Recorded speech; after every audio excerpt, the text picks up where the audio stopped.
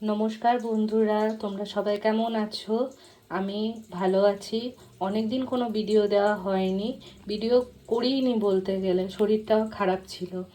যাই হোক, এখন বেশ ভালোই ঠান্ডাটা পড়েছে। বাজারে গেছিলাম, দেখতে পেলাম সুন্দর সুন্দর এরকম ভালো ভালো স্বাস্থ্যবান আমলকি বিক্রি হচ্ছে।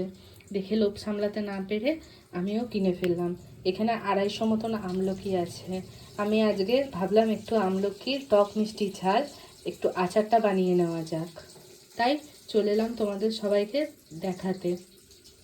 আমি এই আমলকিগুলো ধুয়ে, এমনি প্লেন জলে ধুয়ে ঝুড়িতে জল ঝরতে রেখে দিয়েছি।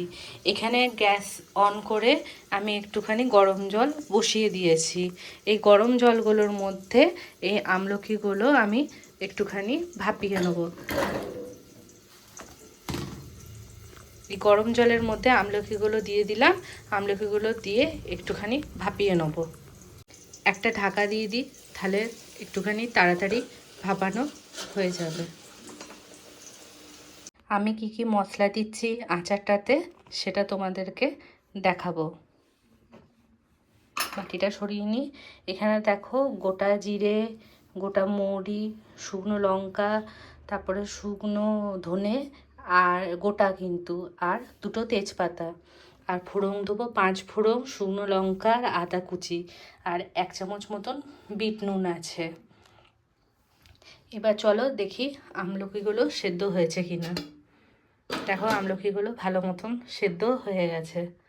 এবার এটাকে গ্যাসটা বন্ধ করে নামিয়ে নেব।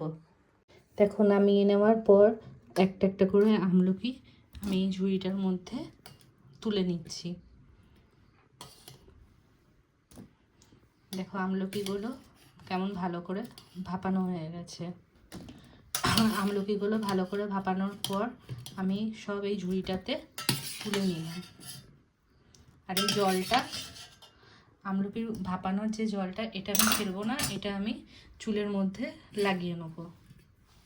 এবার একটা থালার মধ্যে আমলকিগুলো এরকম করে ছাড়িয়ে নেব, বীজটা বের করে নেব।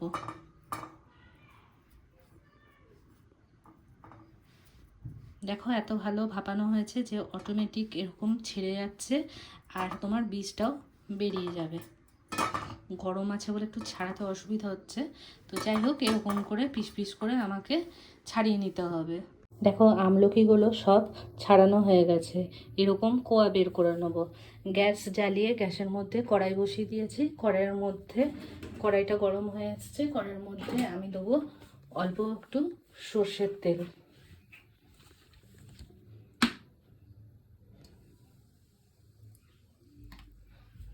সামান্য একটু সর্ষের তেল দিলাম।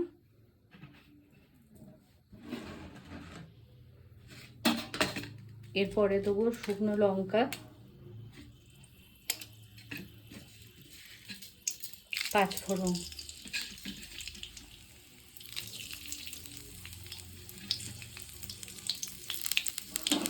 আর শুকনো লঙ্কাটা একটু ভালো করে ভাজা হয়ে যাক। ভালো করে ভাজা হয়ে যাবে শুকনো লঙ্কা আর 5 ফোড়নটা। তারপরে দিয়ে দেবো এই আমলকিগুলো। আমলকিগুলো দিয়ে একটু নাড়াচাড়া করবো।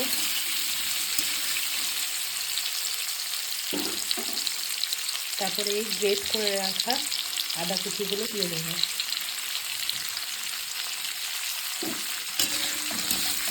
দিয়ে ভালো করে নাড়াচাড়া করব।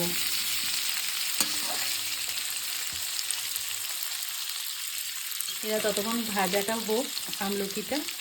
আর এখানে যে গোটা মশলাটা আমি রেখেছি, এটা একটা তাওয়াতে আমি হালকাভাবে ভেজে গুঁড়ো করে নেব। একদিকে আমার আমলকিটা ভাজা হচ্ছে, একদিকে আমি তাওয়া বসিয়ে দিয়েছি।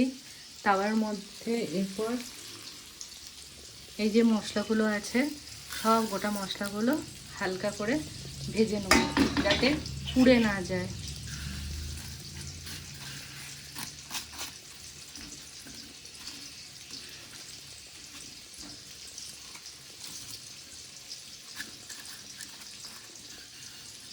সব আমি হালকা করে ভেজে নেব। এখানে আমার সমস্ত গোটা মশলাগুলো সুন্দরভাবে ভাজা হয়ে গেছে। এবার আমি এগুলোকে বন্ধ করে গুঁড়িয়ে নেব। আর এখানেও আমলকিটা ভাজা হয়েছে। এর মধ্যে দেবো আমি গুড়। আমার কাছে গুঁড়ো গুড় ছিল, সেজন্য আমি এই গুঁড়ো গুড়টাই ইউজ করলাম। গুড়টা দিয়ে ভালোভাবে এরকম করে নাড়াচাড়া করতে হবে। নাড়াচাড়া করতে করতে গুড়টা নিজে থাকতেই গলে পুরো মাখা মাখা হয়ে আসবে। চলুন ততক্ষণ আমি মশলাটা গুঁড়ো করে নিই। শিলের মধ্যে মশলাটা দিয়ে দিয়েছি গুঁড়ো করার জন্য। এদিকে আমার আমলকিগুলো গুড়ের মধ্যে অনেকটা ফুটে এসেছে। চলুন তাহলে মশলাটা গুঁড়ো করে নেওয়া যাক। আমি এটা এক হাতেই গুঁড়ো করছি, এই কারণে আমাকে এক হাতে মোবাইলটা ধরতে হয়, তাই আমি এক হাতে করে সমস্ত মশলাটা গুঁড়ো করছি। দেখো কি সুন্দর আচারের কালারটা চলে এসছে।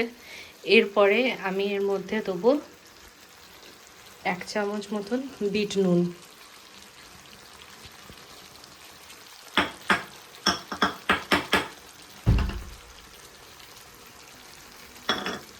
আর যে ভাজা মশলাটা গুঁড়ানো ছিল সেই ভাজা মশলাটা দিয়ে দেবো।